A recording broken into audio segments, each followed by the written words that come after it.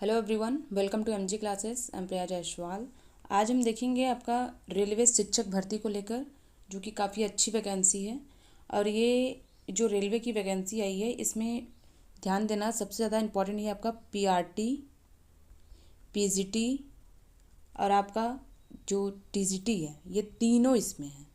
ठीक है, यानी पीआरटी, टीजीटी, पीजीटी ये तीनों इसमें हैं। ओके। और इसमें याद रखना, जो फॉर्म भरने का जो डेट है फिलअप करने का, ये आपका 7/1/2025।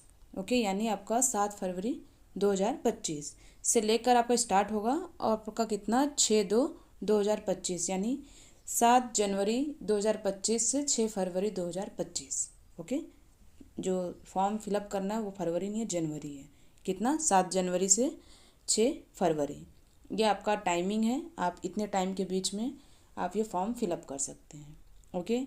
रही बात, इसमें आपका एग्ज़ाम डेट अभी तक नहीं आया है, लेकिन लास्ट अप्रैल या मई तक एग्ज़ाम हो सकता है। पोस्ट की बात की जाए तो पीजीटी में आपका 187 है। ओके। और आपका टीजीटी में आपका 388 है। ठीक है, आपका टीजीटी में कितना है 388, इतना है।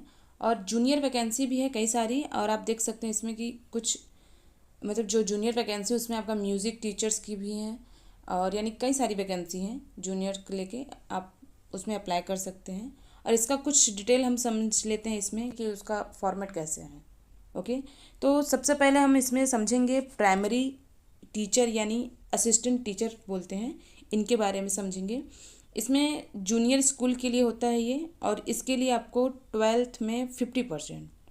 ठीक है, जो असिस्टेंट टीचर यानी प्राइमरी टीचर हैं उनके लिए 12th पास होना बहुत ज़रूरी है। उसमें कितना होना चाहिए तो 50%, प्लस 2 साल इसमें क्या होना चाहिए, डिप्लोमा 2 साल का। फिर इसमें आप अप्लाई कर सकते हो। साथ में क्या होना चाहिए आपका सी टेट का आपका पेपर फर्स्ट क्वालिफाई होना चाहिए।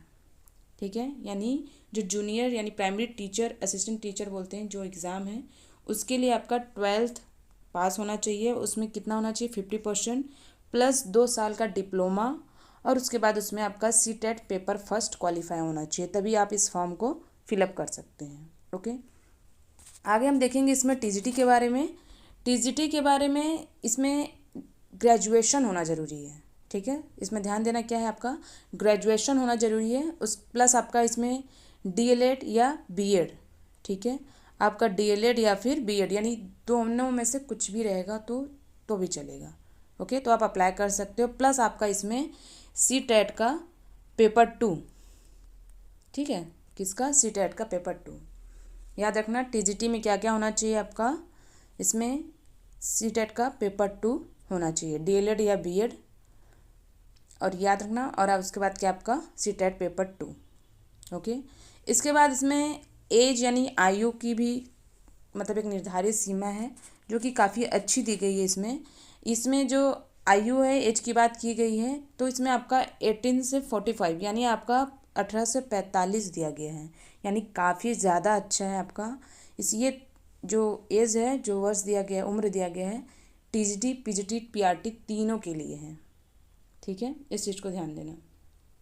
इसके बाद आपका देखेंगे इसमें जो पीजीटी है उसके लिए हम समझते हैं पीजीटी में क्या क्या चाहिए होता है। पीजीटी के लिए आपको जिस सब्जेक्ट में आपका पीजी है उसमें आपका 50%, उसमें आपका 50% एबव होना चाहिए, प्लस बीएड। ओके, इसमें होना चाहिए। और आपको पता होगा ही कि जो पीजीटी लेवल के जो एग्ज़ाम्स होते हैं जो लिए जाते हैं, उसमें सी-टेट का जो सर्टिफिकेट है उसकी आवश्यकता नहीं होती है, यानी इसमें सी-टेट की ज़रूरत नहीं है। बस आपका किसमें टीजीटी में, और आपका ये फर्स्ट वाला जो प्राइमरी टीचर है यानी असिस्टेंट टीचर है, उनमें ज़रूरत पड़ती है आपका पेपर 1, उसमें आपका पेपर 2। लेकिन जो पीजीटी का पोस्ट है उसमें आपको ज़रूरत नहीं है सी-टेट का, आप अप्लाई कर सकते हैं। ओके, ये हम आगे देखेंगे इसमें एग्ज़ाम कैसा होता है आपका, ये आपका पेपर। तो इसमें सबसे पहले हम देखेंगे कि ये एग्ज़ाम आपका 2 पार्ट में डिवाइडेड है। ओके, तो आपका ये 2 पार्ट में डिवाइडेड, पहले आपका सीवीटी है। सीवीटी आपका किस तरीके से, देखो ये क्या है, आपका कंप्यूटर बेस्ड एग्ज़ाम होता है, ये टेस्ट होता है। ये आपका कितना 100 मार्क्स का है।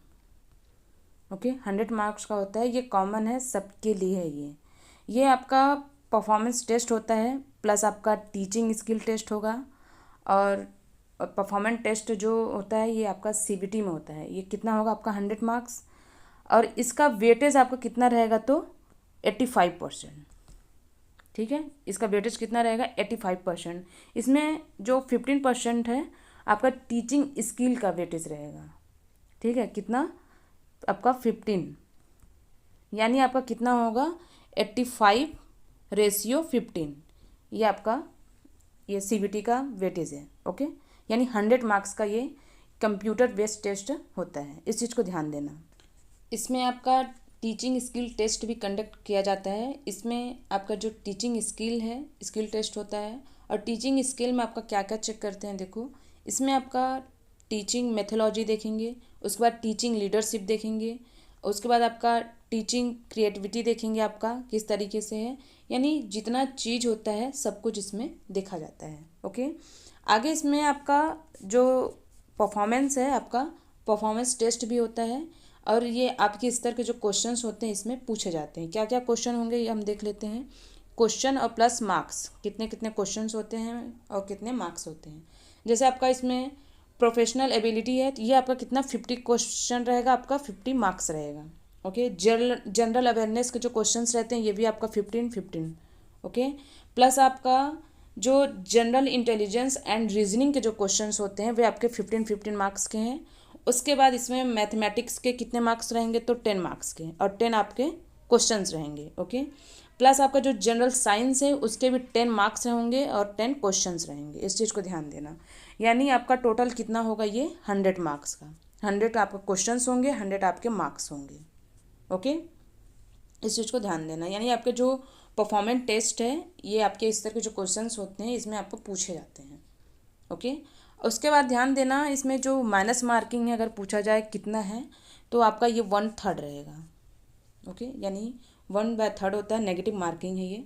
मिनिमम परसेंटेज अगर देखा जाए जनरल वालों के लिए कितना है आपका, उसके बाद आपका ST SC का कितना है, इसको हम समझ लेते हैं अच्छे से।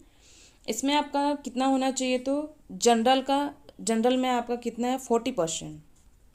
ओके, और EWS का आपका 40%, प्लस आपका OBC का 30%, उसके बाद SC का 30%, और उसके बाद आपका ST का आपका कितना है 25%। ठीक है, इस चीज़ को ध्यान देना। आप जिसमें आते हो, जिस कैटेगरी में आते हो, आप देख सकते हो आपका कितना चाहिए होता है, यानी कितना % चाहिए होगा।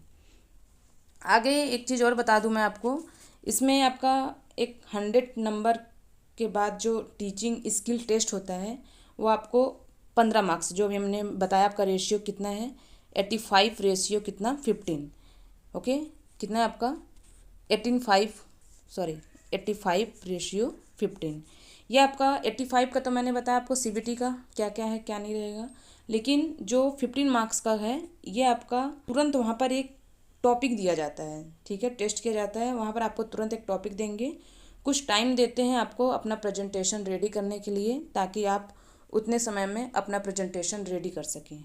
ठीक है, और आप उतने समय में आप किस तरीके से अपना प्रेजेंटेशन रेडी करेंगे और किस तरीके से आप उसको प्रेजेंट करेंगे, वो आपका टेस्ट होता है कितना मार्क्स का 15 मार्क्स का।